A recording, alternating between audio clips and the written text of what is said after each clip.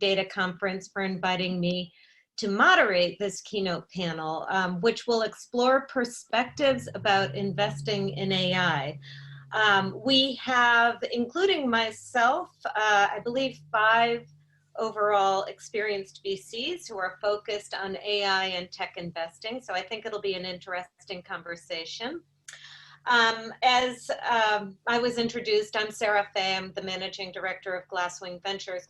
We're a Boston-based VC firm that was established in 2016 to focus on AI as a wave of value in technology.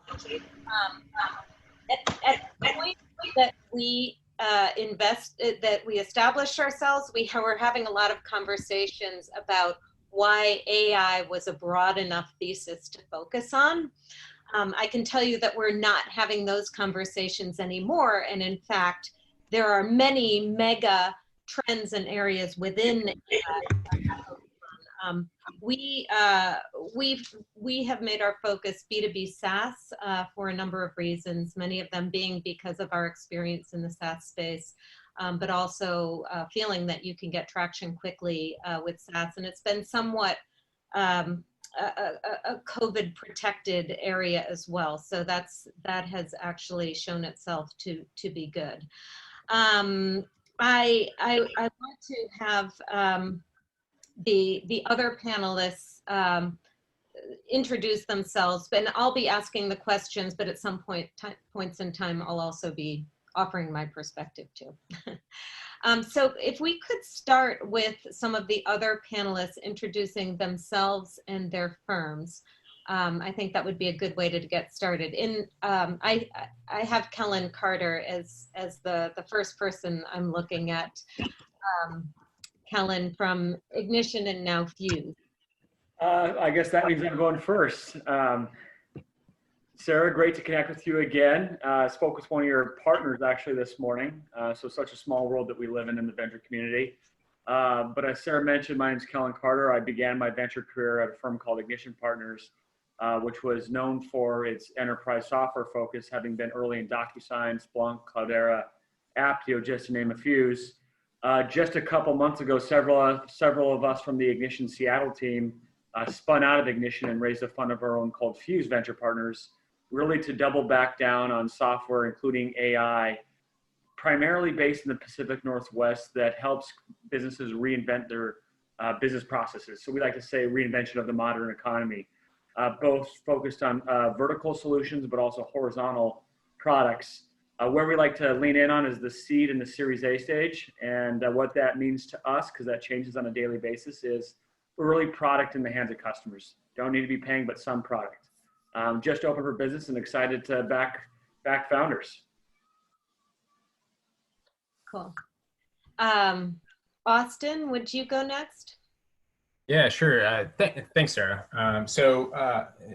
Thanks everybody for joining. My name is Austin Guyette. I'm an investor with Voyager Capital. We're a 22-year-old venture firm headquartered here in Seattle and focused this a little bit similarly to Fuse on enterprise technology companies that are building here in the Pacific Northwest. We have an early stage focus for us. That's seed and Series A, and investing in everything from a couple of fantastic founders and a PowerPoint and a vision to companies with some significant revenue traction. I focus on most of our sort of next generation of analytics type investments.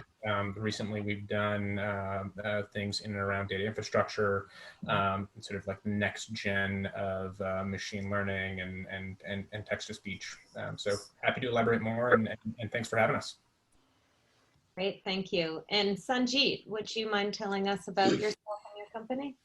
Yeah, absolutely. My name is Sanjit Dang. I am the co-founder and managing director of U First Capital. We're based in Silicon Valley. Prior to creating U First Capital, we were at Intel Capital, where we drove investments in several areas around enterprise.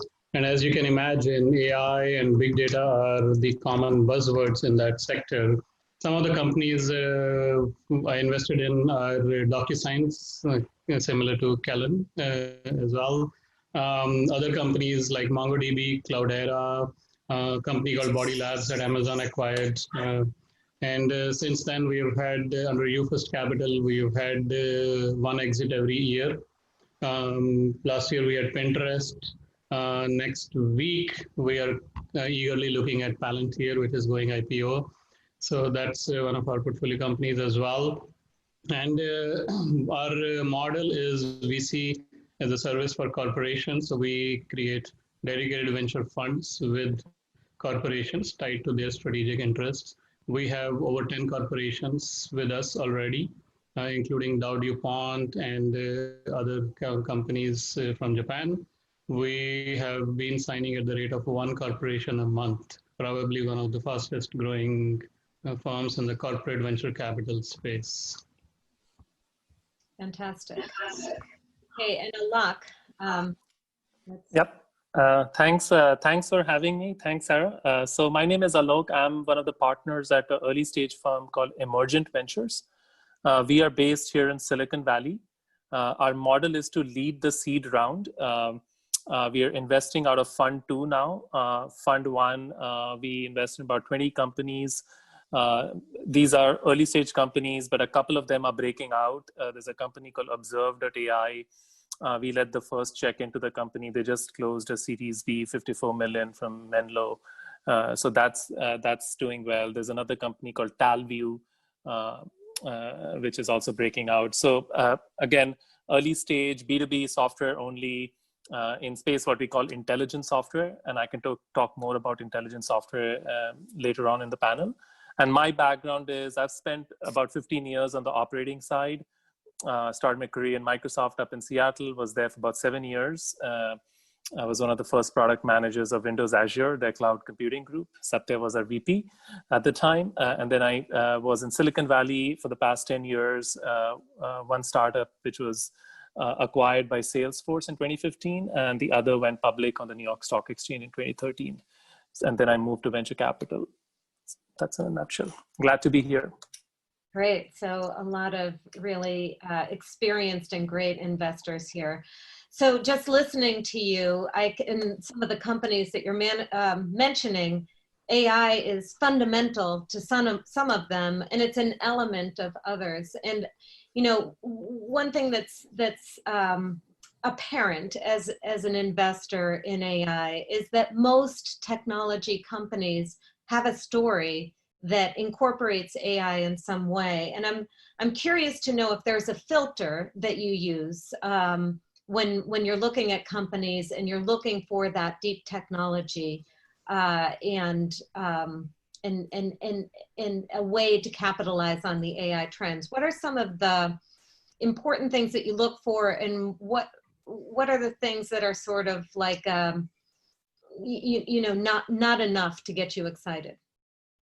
You know, I can start, and I'm sure others have thoughts as well. My first filter always is the entrepreneur using AI as a marketing tactic.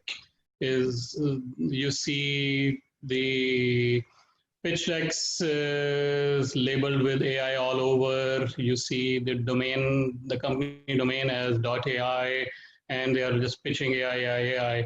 AI by itself is meaningless, in my humble opinion.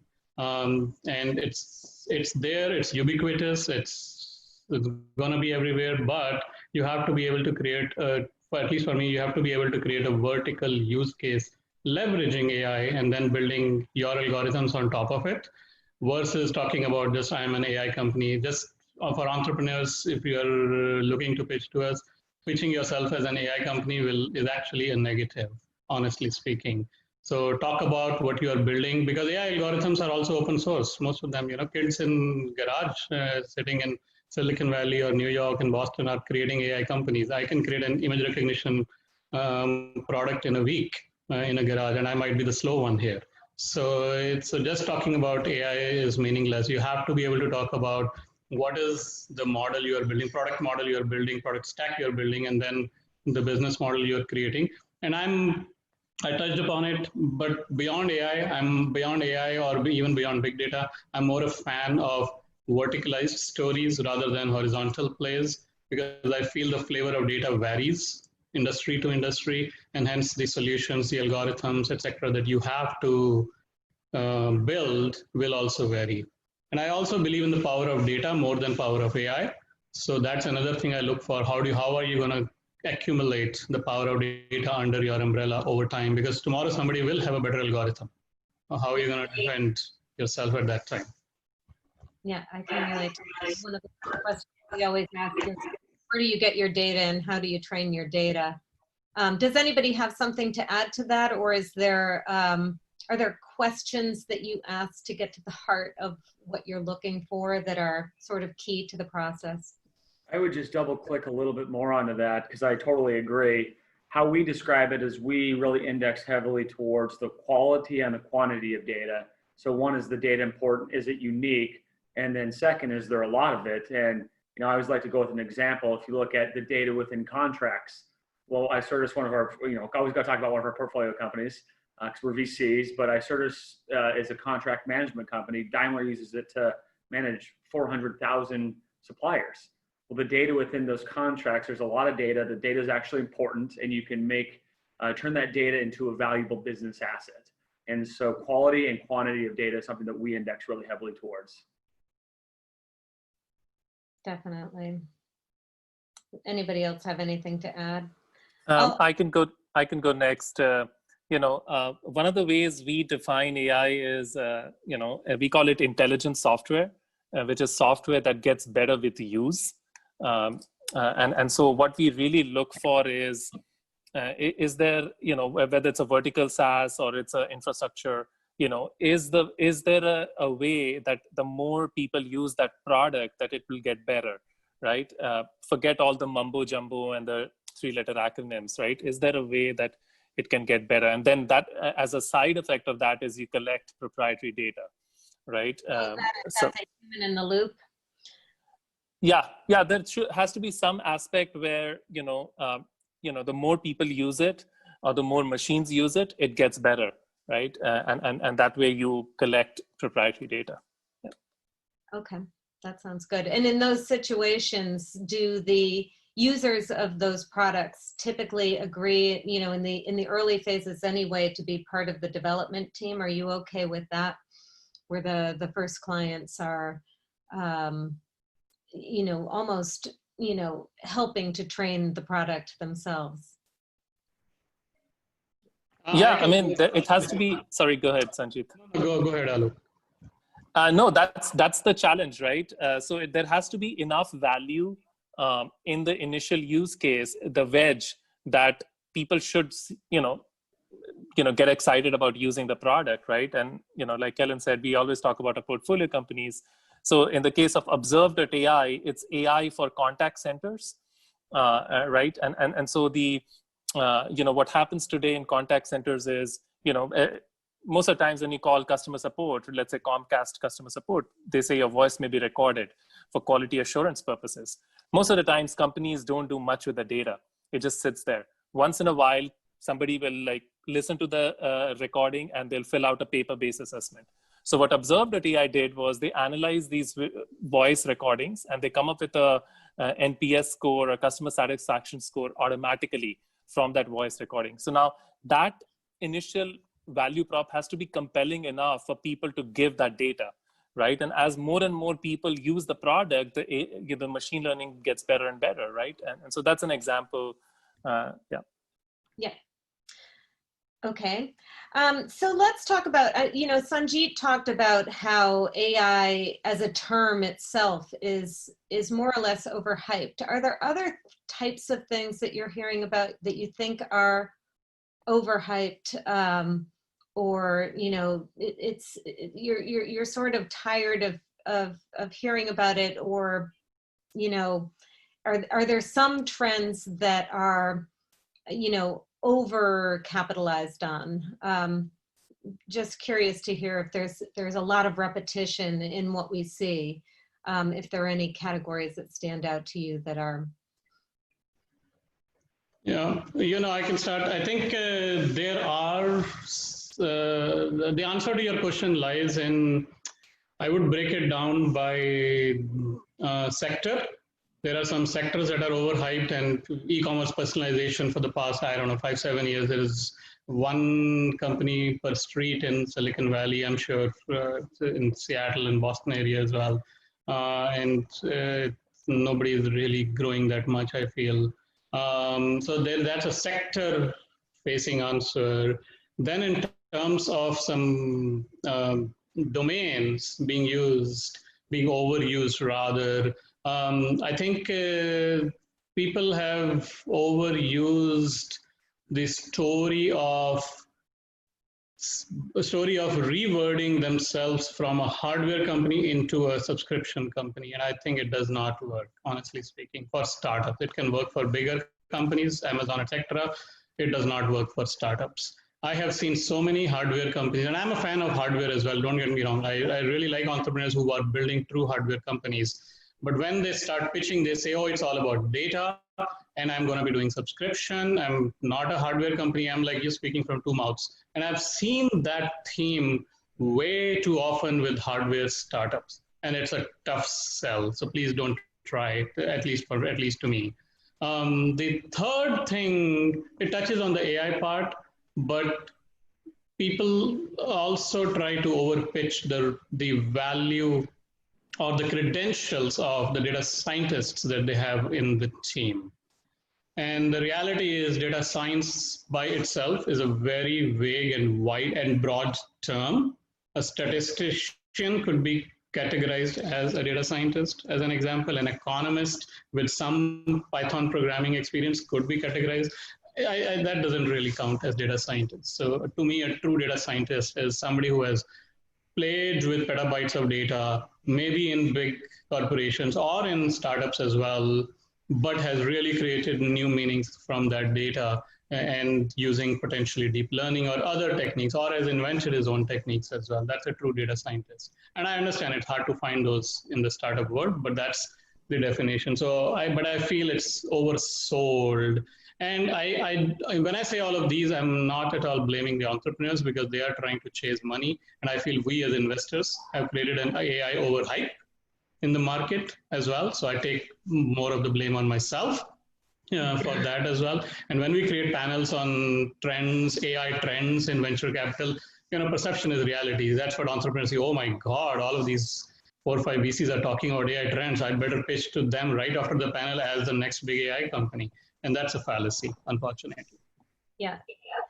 I feel like sometimes we get pitched 2 tiers of vision. There's the vision that gets a product used, and then the second tier of vision is once they have so much volume of usage, they have really valuable data and can start to use that data to predict what's going to happen in the future and to even sell that data to other people. But that's a pretty, that assumes a lot of things will happen, and over big things over a relatively short period of time. Yeah, yeah, exactly. Anybody else? I'm just like, sorry, go ahead.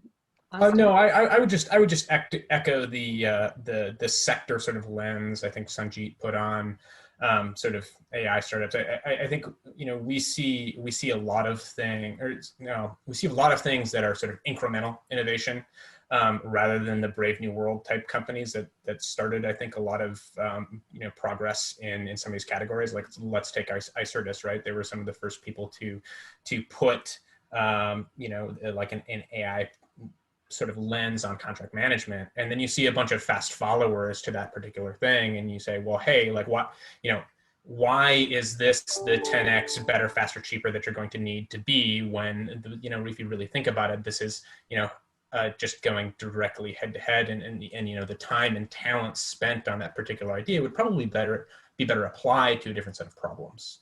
And so like we're most interested in the people that are out there creating a brave new world with AI, as opposed to the incremental things that you may see in the sales or marketing category that are a dime a dozen. Yeah, definitely. So I'm sure we have a lot of founders who are tuning in and just really looking for direction in how they talk to you and any investor. And I would say that these days more than ever, investors are thesis driven. I've heard you all talk kind of specifically about the areas that you focus on. What is important for a founder to know about your firm when they come to pitch you? And what do they often not know that they should?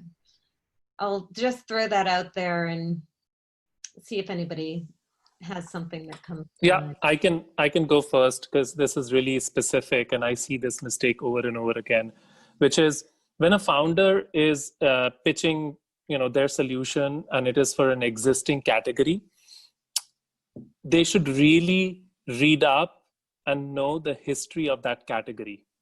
And a lot of them don't, right? Like, okay, there were 5 other companies funded in the past 10 years and most of them failed, or here's one that broke out. Why did they break out, right? So one suggestion that, if they're pitching to us, please make sure that you know the history of the category in which you're building your product.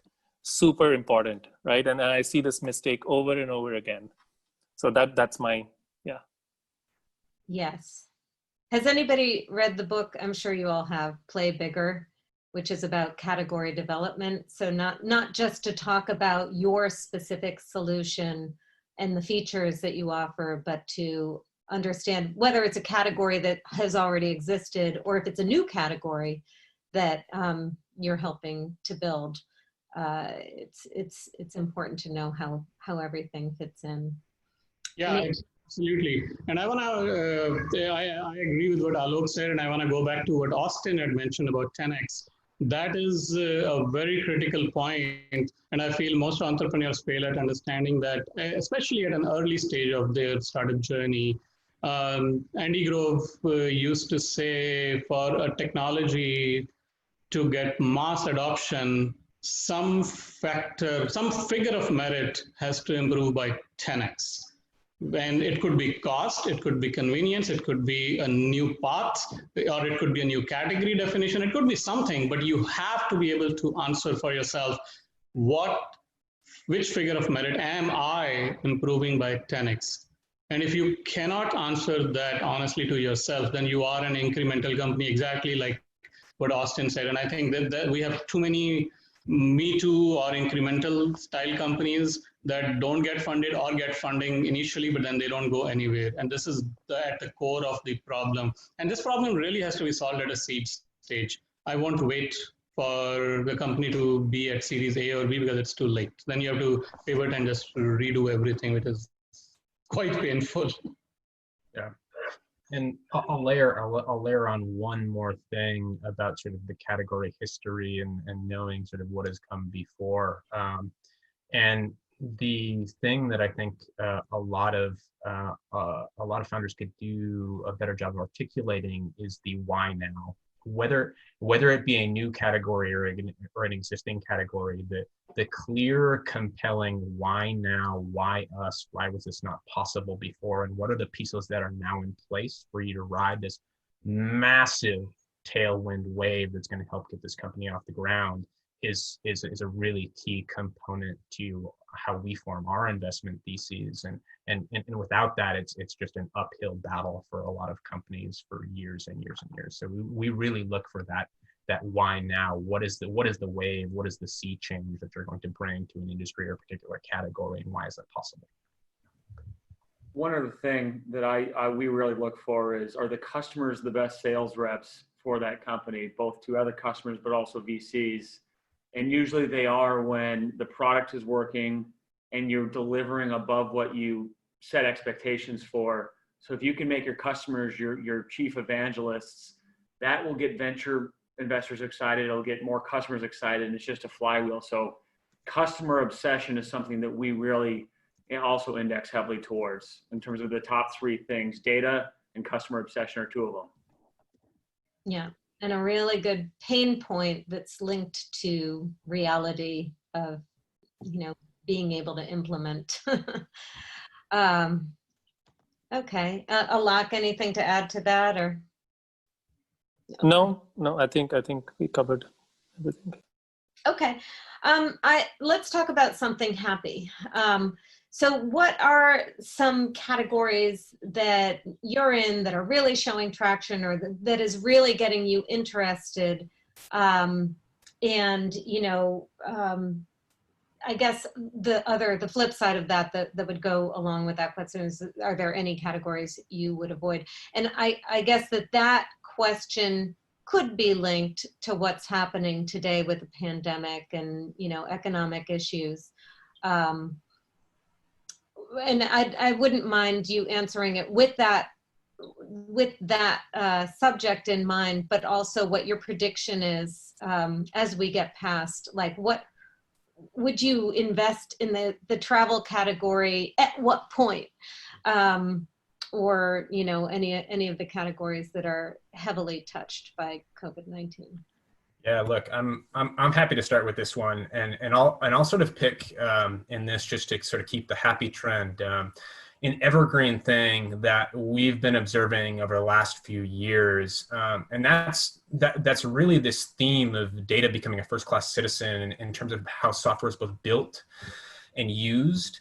And this has resulted in sort of the enterprise analytics stack being rewritten before our eyes, and thinking about all of the new parts of this puzzle for us is incredibly, incredibly interesting. So, you know, one of our companies that capitalizes on this trend is Cascada. They're an end-to-end feature engineering platform that allows for both feature design and feature serving, and helps data scientists connect to data sources, design and visualize features, then select, export, and deploy to production without the support of engineering to constantly rewire the underlying data infrastructure. And this empowers data scientists to own the entire feature engineering lifecycle and spend more time on the art of designing features instead of the pain of deploying them and having to deal with all of the infrastructure, meaningfully increasing the velocity at which these teams can operate.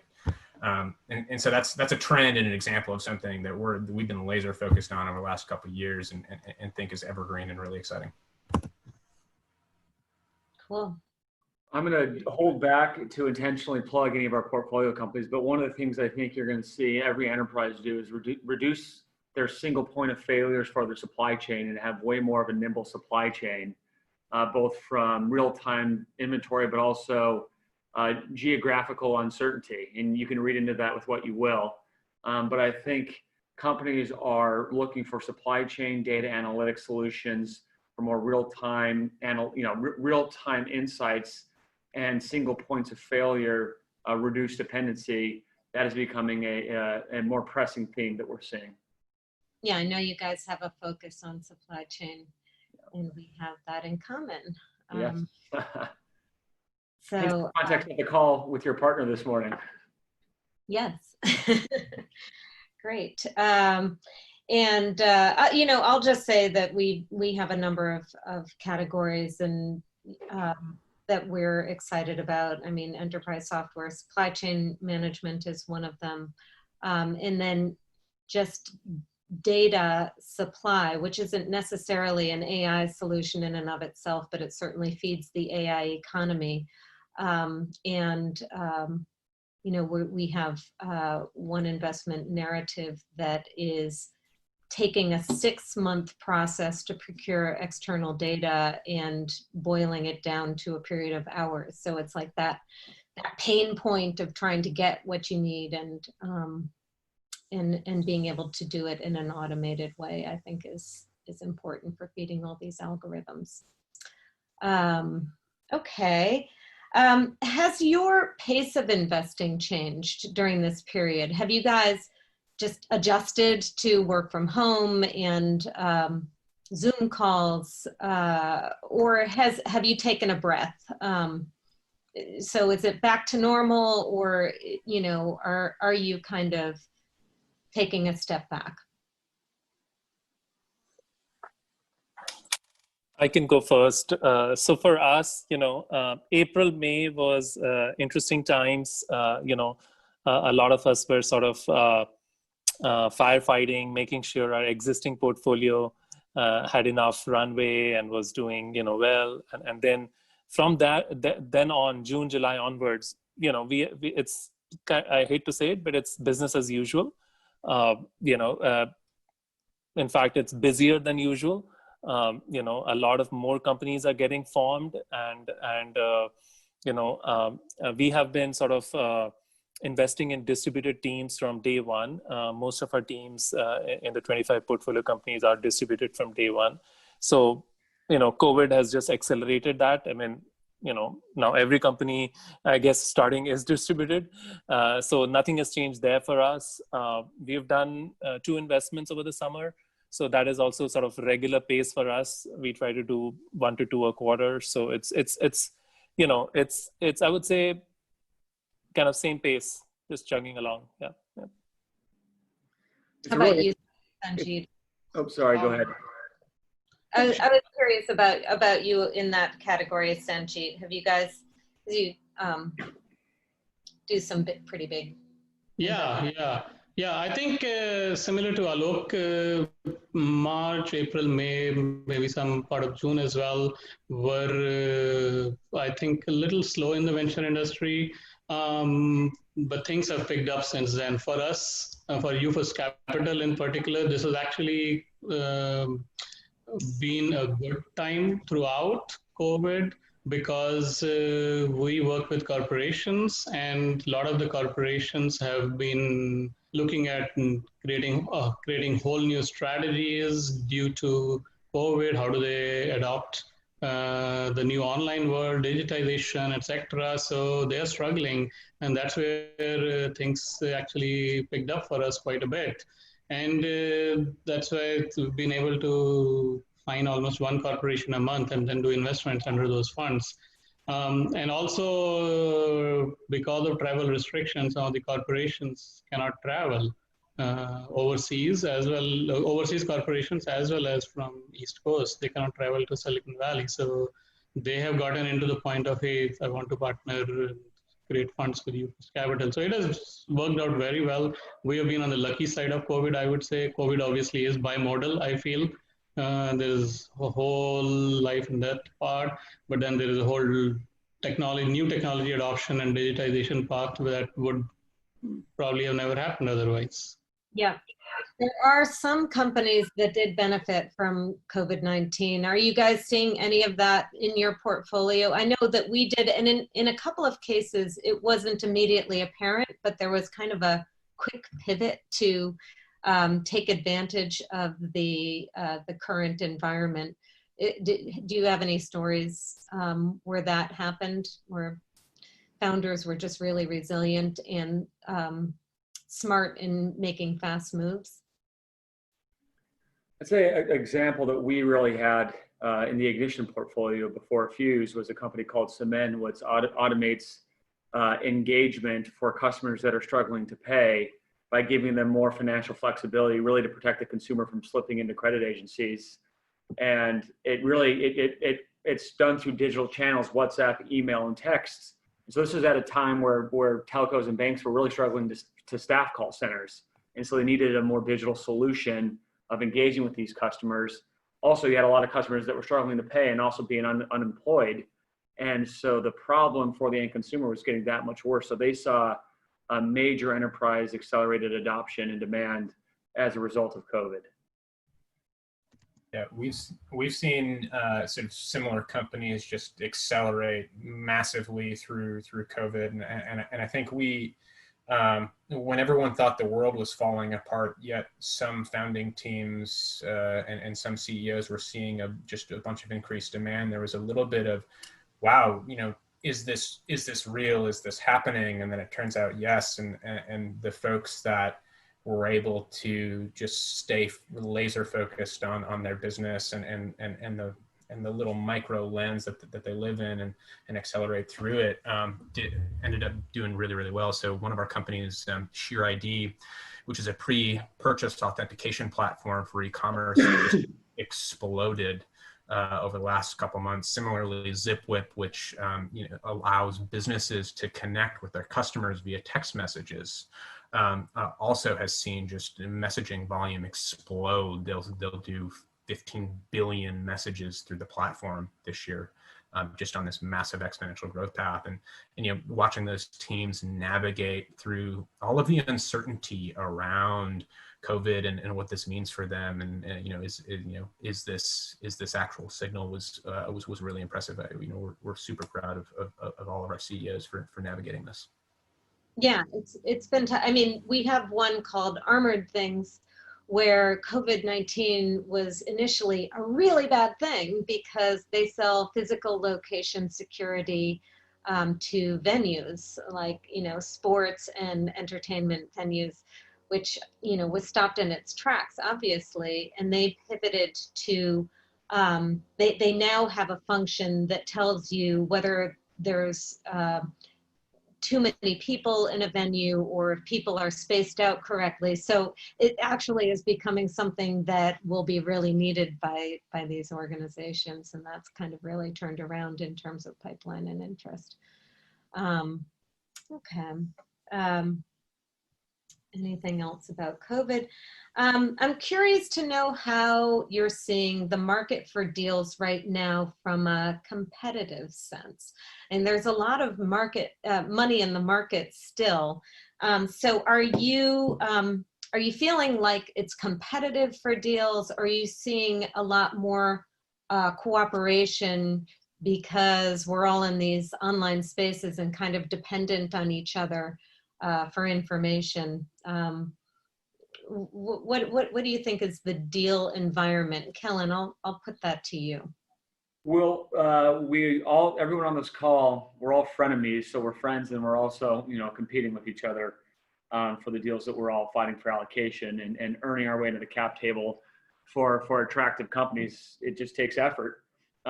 Where I think you see a lot more collaboration is when you have a remote firm that's interested in a deal in another geography, wanting to partner with a local partner.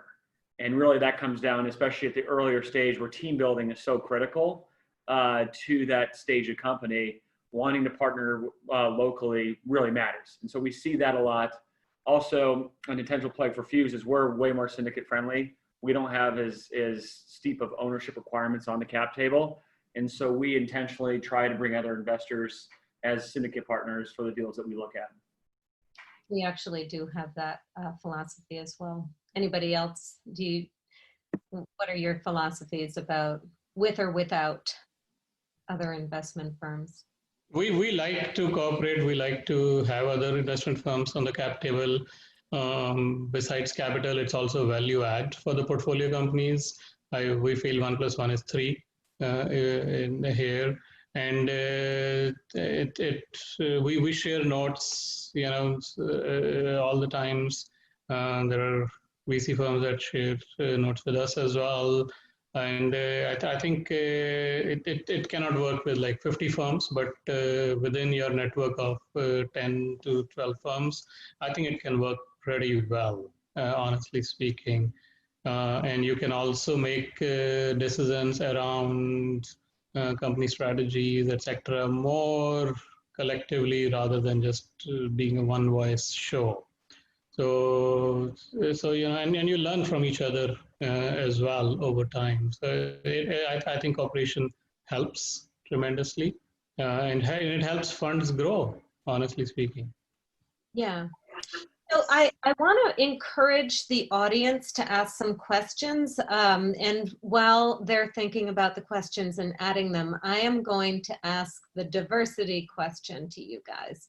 And just, I would be remiss if I didn't, because I'm on the Boston steering committee for an organization called All Raise, which is helping to elevate women in the VC world and to get more capital into the hands of women founders.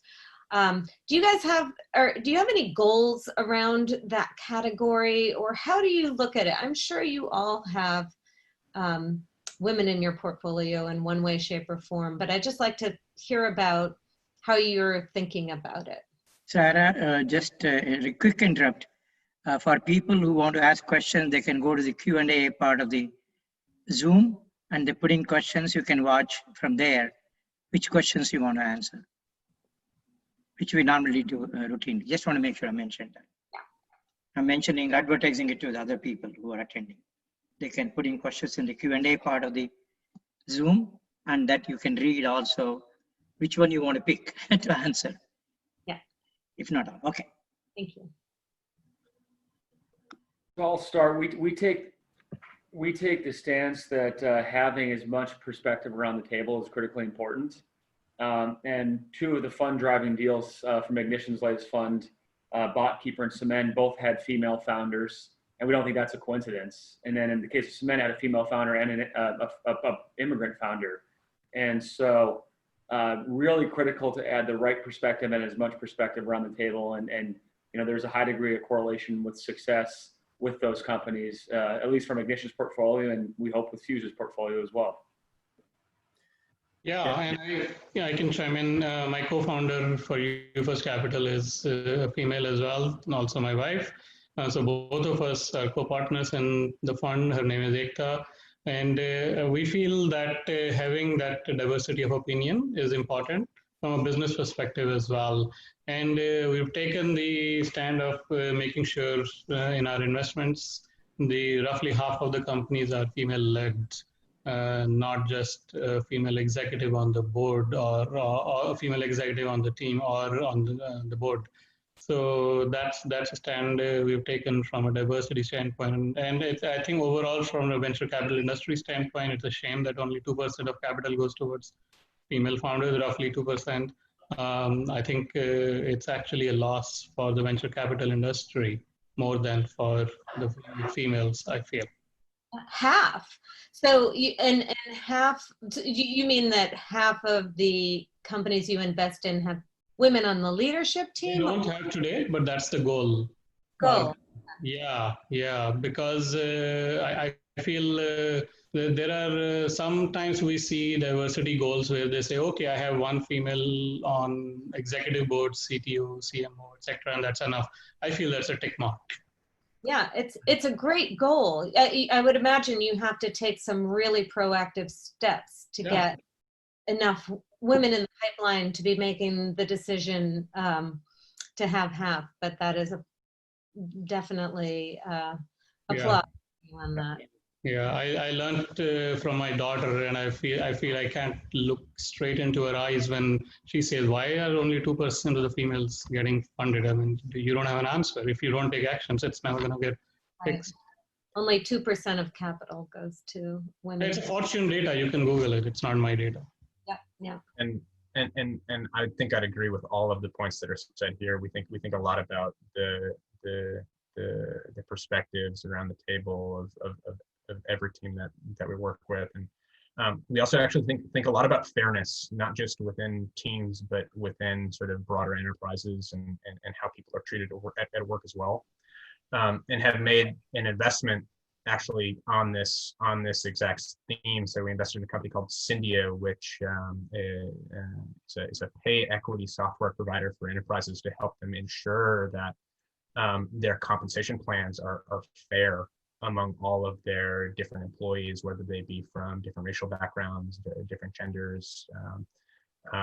And we've just seen that company accelerate massively over the last 4 months or so, because now that all of these social justice conversations that have frankly been needed to happen in this country for so long are finally happening. Enterprises are starting to understand, well, like if we don't have a fair and equitable workplace, none of our employees are going to feel fulfilled and do their best work. And so, you know, we take this really seriously at Voyager and invest on that theme as well. Yeah. We do have a question that is sort of along these lines. It's moving on to a different area of ethics. And I think that everybody here has the right idea, and you know, it's hard to put these things into action, but I think talking about it as a first step is a really good way to, you know, keep the conversation going and let women founders know that you're open to being contacted by them. Allison asks, how do you consider ethics as you invest in technology? And so here's a whole different category of, you know, facial recognition technology and all of the unintended consequences sometimes that AI and other technologies can have. Is that being factored in? Do you, to try to identify the risks of potentially unethical technology? I don't know if you've seen the universal guidelines for AI and all of the things that we're trying to consider as we develop. But how does it think about that? I think it's a really good question and really, really pertinent for a subset of the companies we invest in. So one of our portfolio companies is a company called Well Said. You can think of them like the Figma for voice. And if you think about the ability of a text-to-speech editor that can create lifelike human speech using anyone's voice with a minimal amount of audio content, that tool could be used for incredibly powerful things, both good and bad. And internally within the company, they've had to take an ethical stand and think really carefully about who are the types of customers and people they let onto the tool, and how do they vet the use of this technology that could be used to do a lot of harm. And I think this is only going to become more important as a lot of these companies start to scale, and we see more uses of AI in different sectors. Sorry, go ahead, Kellen. I was going to say, when we're engaging with the CEO, really, especially in a remote world where you might not be meeting a company you're investing in, really trying to get at the integrity and the purpose of the founder, and the why are they building a company, and what is the problem that they're really trying to solve for, and why is it to make money? Not that interesting. You might have some perverse incentives, but is it to the true north, to protect the end consumer from financial harm and credit? That's something that's way more interesting, because it's there's way more of a mission-driven approach to building a company versus I want to go make a buck. Yeah, and I think as we have seen the role of data evolve from an ethical standpoint, we have actually created a thesis around data used to be the new oil. Data is the new poison. And if companies cannot manage, protect, and be transparent about data, they will not be able to grow. So from an investment standpoint, we used to have a layer around data and then mining data for analytics, but now we have added a layer around data protection, transparency, and privacy. And I feel that layer is only going to grow as part of that overall data margin stack. And that will become more important in the next few years than even data itself. I love data, I have enjoyed data, and I've invested and benefited from several companies that have grown just on data as a new oil story. But I think that's evolving, and that touches upon the ethical aspects of data and hence AI. And companies that's a new line of thinking, I feel, still not being talked about much in the industry, but I feel companies that can embrace that, small or big, will be the long-term winners. It goes beyond compliance. It really. Oh yeah, compliance is a tick mark. I don't like tick mark things. Compliance is a paperwork check mark. Exactly.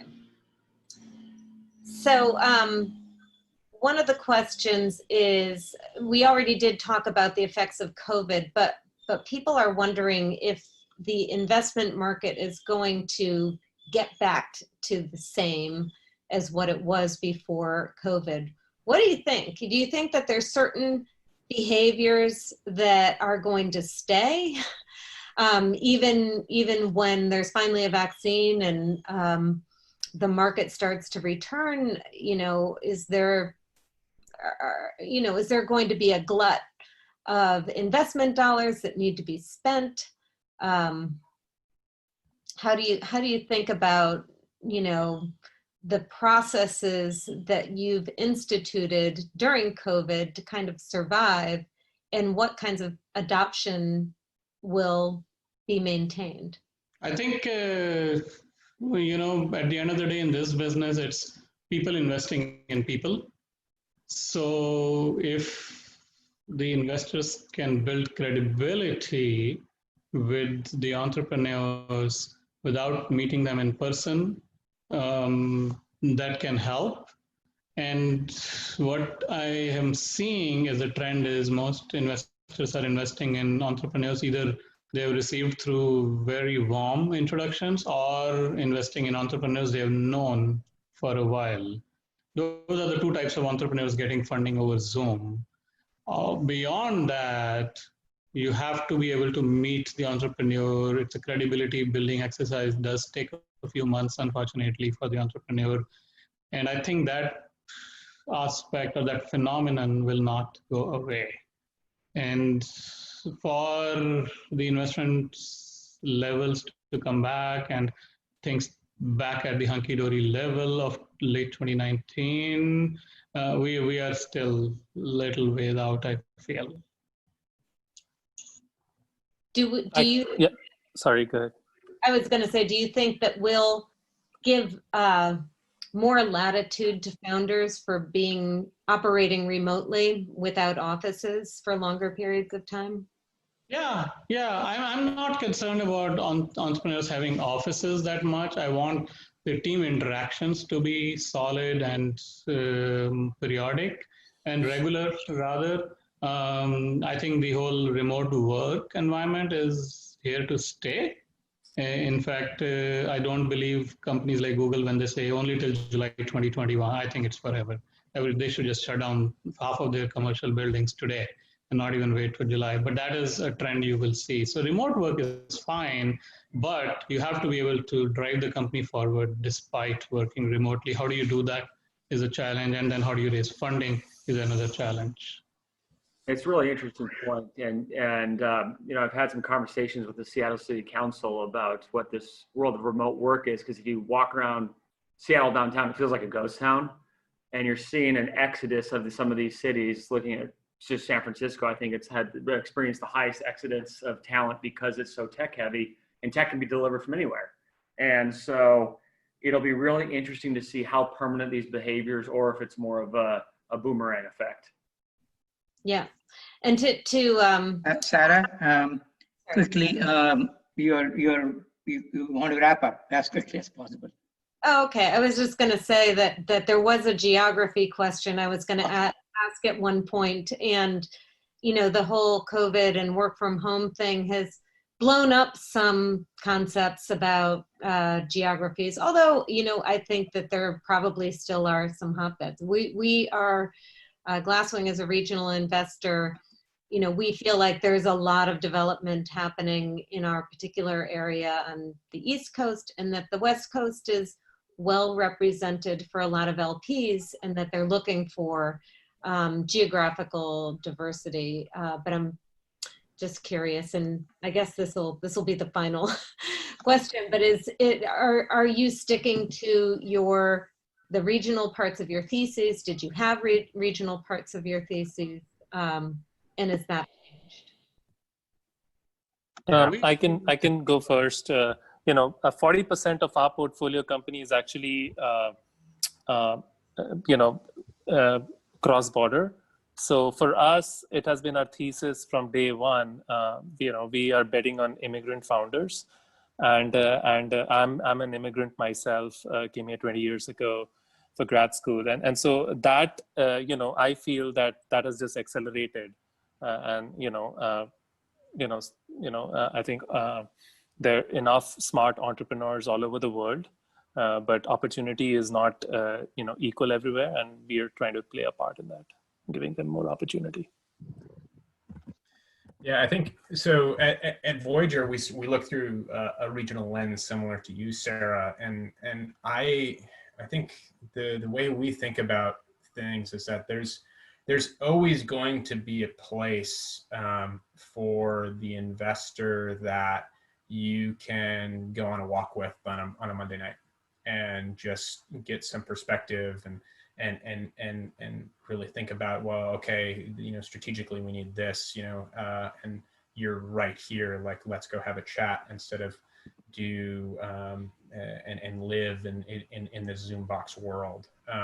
And so that doesn't necessarily mean we're anti-distributed teams. I think we just look at the region we're investing in, look at the talent that's here and still here, and not having the exodus that the Bay Area is having, and get really, really excited about the future and the next generation of legendary companies that are going to be built in our region. And we want to be a part of that. Cool. Okay, well, so I think that we're at the end of our session. I really enjoyed all of your comments, and it gives me hope that there are great things happening out there and really, really excellent investments being made. Is there, I think this was the end.